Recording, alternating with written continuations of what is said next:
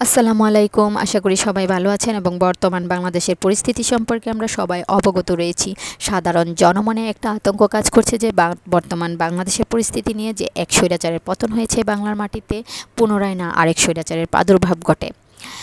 1952 সাল থেকে আমরা শিক্ষা গ্রহণ করতে পারি যে 1952 সালে সাধারণ ছাত্র জনতাই কিন্তু স্বৈরাচারী ইয়াহিয়া খানের বিরুদ্ধে লড়াই করে আমার আপনার সবার প্রিয় মাতৃভাষাকে ছিনিয়ে এনেছিল।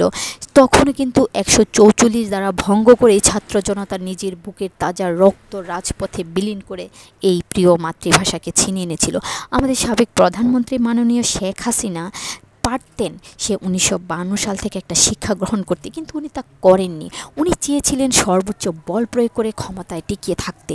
এই জন্য উনি সমস্ত বাহিনী, বিশেষ করে পুলিশ বাহিনীর উপর সর্বোচ্চ ক্ষমতা দিয়ে দিয়েছিলেন। মনে হয়েছিল যে এক একটা পুলিশ এক একটা প্রধানমন্ত্রী, তাই তারা অকপটে যে কোনো সিদ্ধান্ত গ্রহণ করতে পারত এবং সাধারণ জনগণের উপর অকপটে তারা অত্যাচার চালাতে পারত, নিপীড়ন চালাতে পারত এবং তাদেরকে কেউ কিছু বলার ক্ষমতা রাখতো না, কারণ সবার মুখ বন্ধ করে দিয়েছিল স্বৈরাচারী শেখ হাসিনা এবং স্বৈরাচারী পুলিশ বাহিনী। এই জন্যই পুলিশ বাহিনী অকপটে আবু সাঈদের বুকে গুলি করে দিয়েছিল। মনে হয়েছিল সেই শেখ হাসিনা এবং সেই সিদ্ধান্ত নিয়ে সাথে সাথে গুলি করে দিয়েছিল। যাই হোক, তাছাড়াও এখানে দেখেন, এখানে শেখ হাসিনার মনে একটা দোটানা কাজ করেছিল। উনি দোটানায় ভুগে ওনার কপালে অশনি সংকেত ডেকে আনেন এবং ওনার দলের নেতাকর্মীদের বুকে কপালে অশনি সংকেত ডেকে আনেন, কারণ সব নেতাকর্মী পালাতে পারেনি। যারা দেশে রয়ে গেছে তাদের হাল তো বেহাল। তো উনি নাকি শনিবার দিনই পদত্যাগের সিদ্ধান্ত গ্রহণ করেছিলেন, কিন্তু উনি ভেবেছিলেন যে যদি সর্বোচ্চ ক্ষমতা প্রয়োগ করে, বল প্রয়োগ করে আমি ক্ষমতায় টিকে থাকতে পারি তাহলে আমি পদত্যাগ করব না, আমি শেষ চেষ্টা করে দেখি।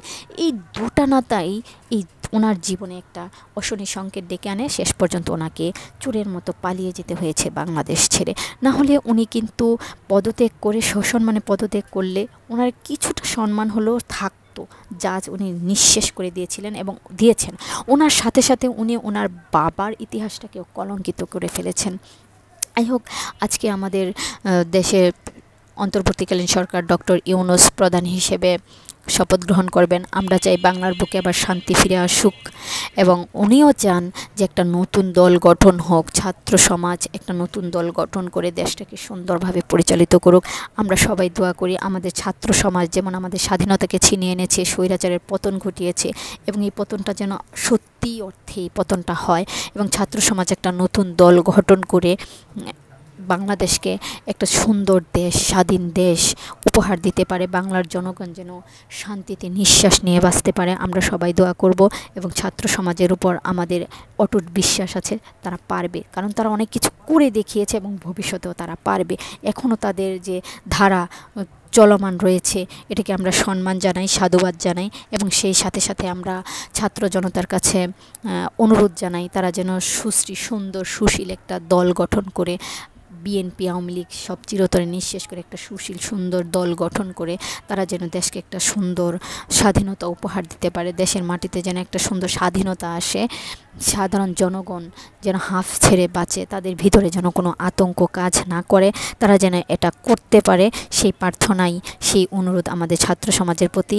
সবাই দোয়া করবেন, যারা শহীদ হয়েছে তাদের জন্য সবাই প্রার্থনা করবেন, আল্লাহ যেন তাদের শহীদি মৃত্যু কবুল করে নেয় এবং তাদের জান্নাতুল ফেরদৌস নসিব করে দেন এবং আমরা যেন এই স্বৈরাচারের পতন থেকে রক্ষা পাই।